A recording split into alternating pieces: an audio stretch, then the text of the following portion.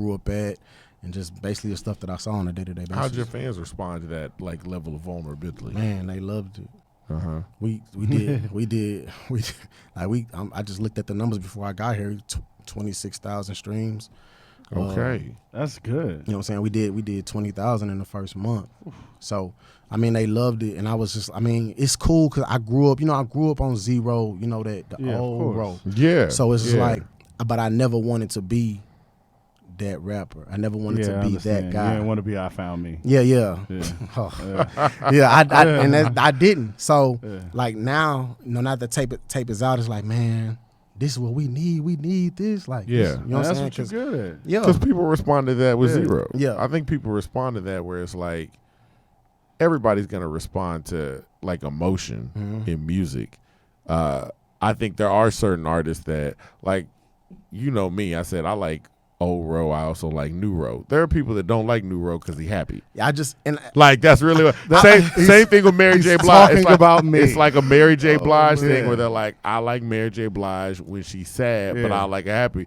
But when you look at artists like Mary J. Blige and Zero, the blues. they are honest about what they feeling. So if they mad, like they might have been mad for a good decade and they was popping out hits. Now they're like, hey man, I feel good.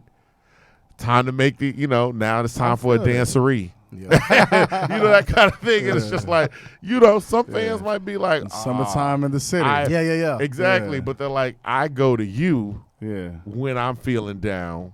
I want another like Jesus. I want a Fondren in Maine. Yeah. Can you keep these going? But I'm like, especially my favorite. I'm like, I like it. I'll be jamming, man. I'll be like, all right. So I didn't want to be that. So it's just like that's what I'm battling with. I got another tape. It's ready. It's in the holster, ready to come out. Waiting on the artwork right now. What would you say is what's it gonna be called? Deep Blue Sea. And what would you say is the emotion?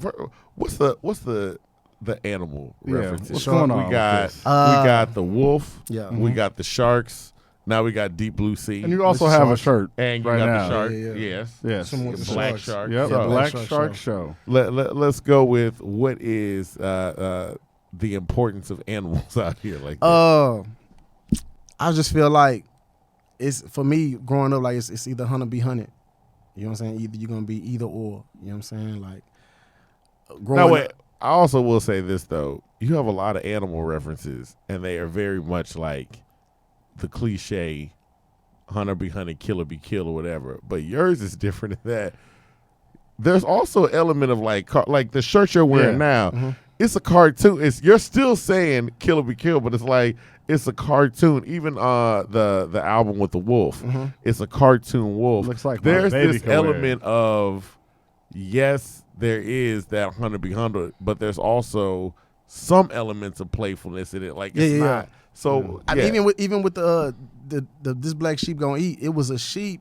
It was a sheep head, like a wolf with a sheep's head on top of it. Yeah, that's what it was. Just like the old story, the stories that we used to watch. It was like the wolf trying to get close to the sheep and trying to take them down. Yeah. So, I mean, I just like I say, growing up where I grew up, like we was just taught how to survive. You just had to survive.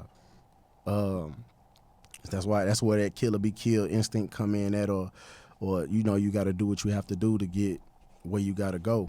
And the swim with the sharks, that's me growing up, pretty much. I've been swimming with the sharks my whole life. You know what I'm saying? I've seen a lot of things that I probably shouldn't have seen. And which is why, and like I said in one of my tapes, I was just talking about, that PTSD is getting harder to cope with because it's like, okay, now that I've identified with what the problem is, I've seen so many deaths growing up that it's really starting to mess with me.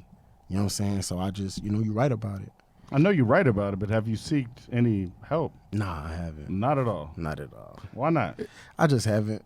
Yeah. I just haven't. Not saying that, well, like I said, at that time, like I said, I had just lost my son. And I think a couple of friends had passed away right after that. Like I said, we dealing with death like every day. Now, does your girl feel like you talk now more, or is it still I get everything out in my music? I still don't talk about it like him. I don't talk about Jason a lot. Like I said, I just put it in the music. Okay. I put a lot of stuff in the music. You want to know? Just listen to the music. Yeah, music therapy. Yeah. Let's listen to some music. Let's try "Hard to Smile." You gonna believe that? Sometimes I feel like I'm the realest in the game. Nate Gray was questioned about Cameron James, and I ain't say a thing. I've been 100. Ask the niggas you came up under. One phone call, give them the okay, and they bring in the thunder. Get it? Okay, my niggas bring in the thunder. In the winter, niggas is cold. We still spin for the summer. Where I'm from, niggas ball to play the corner like Reavers protect the most. Some push the rock, but we all play defense. You can't trust every smile. That's why niggas wind up teethless. I'ma get rich with the runners, and we gon' all break Now, even. you could say like all the stuff that's happened in your life is definitely affecting you, and you're pushing that out in your music. The birth of your daughter. Now you have a kid. How is that an effect on your music? Or is it? I haven't wrote anything yet. You haven't written anything Yeah, yet. I've been really chilling. Like I said, I have 8 songs. I got 12 songs ready to go. 8 going on this next project. I wrote something the day we came home. A song that I feel like is gonna change the game for me. I'm probably recorded tomorrow. Oh, okay. So, okay. But as far as writing stuff for Baby Jordan, I haven't wrote anything. I just been enjoying it, taking it in. How are you enjoying fatherhood now?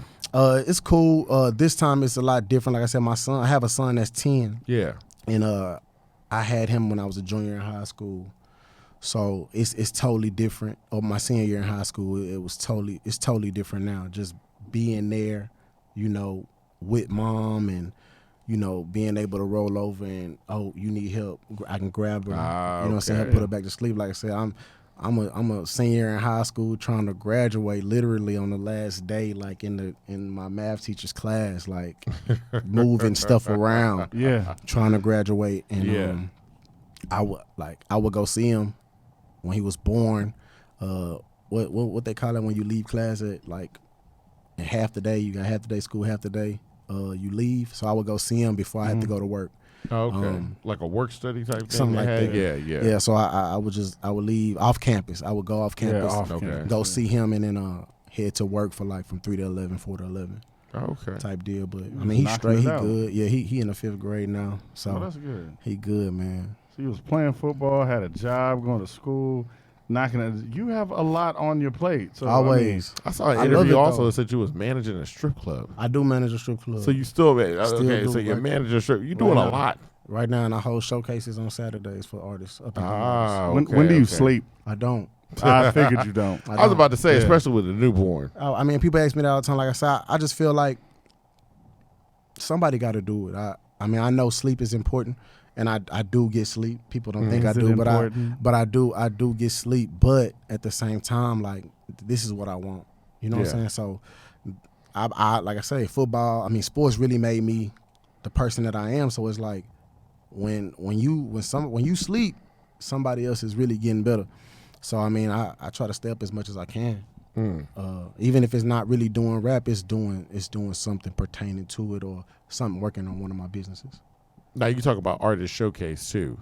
Like when do you have artist showcase? Where is this going on? I mean, I typically put on my own shows, Okay. like all of my own shows. Yeah. I sell out my own shows. Like I said, the media block, I've done that venue. I sold that out 160 people strong. You know what I'm saying? Like wall to wall. I go to Dallas, have stuff there. But I just use the club right now. Stuff is slow.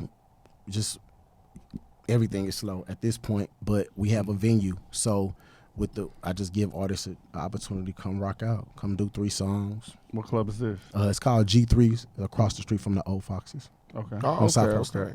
Yeah. Why do you think things kind of slowed down in terms of venues in Houston? Because you're not the first person that said that, especially when we're talking about hip hop artists. They just like, man. I mean, I just feel like people don't know. Like people don't know where to go. Okay. Period. You know what I'm saying? Like that's just what it is. We don't know. Like we don't know where to go. Like I said, I've been home for 6 years, and like I said, I ran. Like I said, with Susan was saying, like the R&B people that she was with at the time, like it was a circuit. Yeah. So it's the same thing with the rap. You know what I'm saying? Like I was rapping. We started doing the shows back in the day. It was with the Candymans, the Big Bad Cabs, and people like that. And it was like it's a circuit. Yeah. And it's people call it the hamster wheel, which it can become a hamster wheel. You know what I'm saying? You doing shows for this person, but it's the same shows, and you're never really elevating. Yeah, you're meeting people along the way and grabbing people. You know what I'm saying? Like, but that's what I like about doing the bouncing turns, because you reach a different audience, and you never really know who you're gonna be on stage with. You know what I'm saying? So that's how I met God Body Bingo. It's how I meet a lot of people. You know what I'm saying? Just going when I was free, when I wasn't working at the club, I would go to all the bouncing turns just to go. Yeah. And then like I said, and Amy. That's how we met a lot of our guests. For real. Was going through the and it's bouncing fun. turn. Yeah, it's they fun. are fun. It's fun as hell. Yeah, It's fun. so I met how built a relationship with Dope Easy. It's just a lot of people. DeLorean.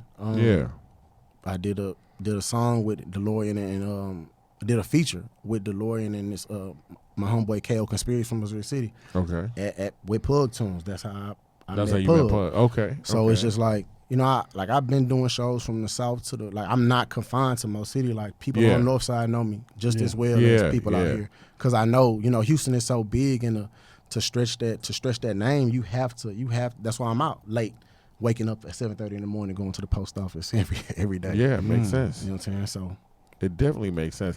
What's decided to or what made you decide to stay in Houston instead of like branching out maybe to another city? Like I said, with social media being as important or powerful as it is right now, I've been to Cincinnati. I stayed in Cincinnati. I stayed in East Texas, close to Dallas, Tyler, and I moved to Oklahoma for a couple of years. So I just feel like, my followers, that's where they came from. You know what I'm saying? Like 8,000 followers, all me. Just really, if I do a show, you have Instagram. Like if I'm performing, I'm watching people like vibe. So I don't necessarily have to move. Wherever I go, I'm gonna leave with at least 30 followers. Okay. You know what I'm saying? Okay. So, and then I tell people all the time, it's starting over. You got to start over. Like I've been doing this for 6 years, and I'm where I am right now. I feel like if you don't have a big enough buzz to where you already have fans wherever you trying to go, you starting over. My friend moved from my homie EJ moved from. He graduated from Sam. He just moved to Atlanta. Okay. And he's now breaking into their circuit.